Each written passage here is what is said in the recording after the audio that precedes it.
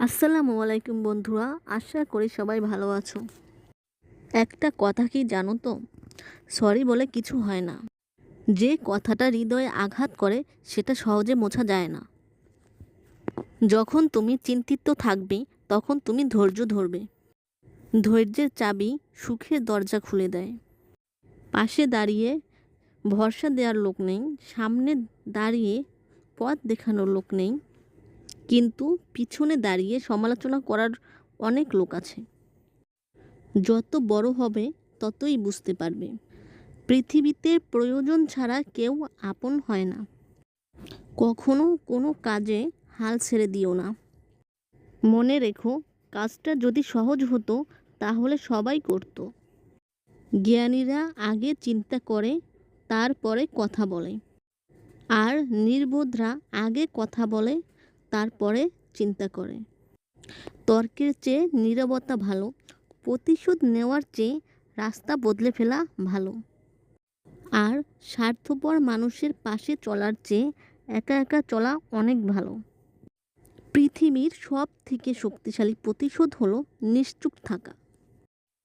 তাই বলে ভেবো না তুমি হেরে গেছো। মনে রেখো, জবাবটা তুমি নয়, সময় দেবে ঠিক সময়ে। জীবনটা অনেকটা জ্যামিতির উপপাদ্যের মতো।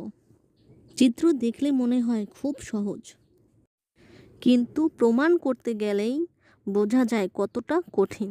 সময় বলে দেয় কে কার কতটা আপনজন। সময়ের সাথে সাথে বদলে যায় অনেক প্রিয়জন।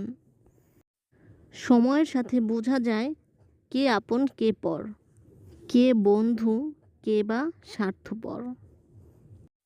কয়লাকে শতবার ধুলেও তার ময়লা যায় না, তেমনি মানুষ বহু শিক্ষিত হলেও তার স্বভাব বদলায় না।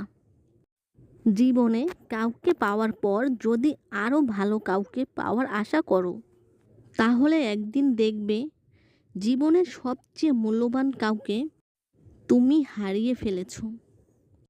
ভাগ্য আর কত কাঁদাবে, একদিন ভাগ্য ক্লান্ত হয়ে বলবে, যা তোকে মুক্তি দিলাম। জীবন কি? জীবন আর ভালোবাসা বুঝতে হলে আপনাকে 3টি স্থানে যেতে হবে।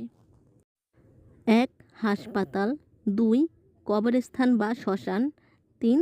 কারাগার। হাসপাতালে গেলে আপনি বুঝতে পারবেন সুস্থতা ছাড়া আর কিছুই সুন্দর নয়। কারাগারে গেলে আপনি দেখতে পাবেন স্বাধীনতার সবচেয়ে মূল্যবান জিনিস। কবরস্থান বা শ্মশানে গেলে আপনি বুঝতে পারবেন জীবনের কোনো মূল্য নেই। আমরা আজ যে মাটিতে হাঁটছি, আগামীকাল সেই মাটি আমাদের ছাদ হবে।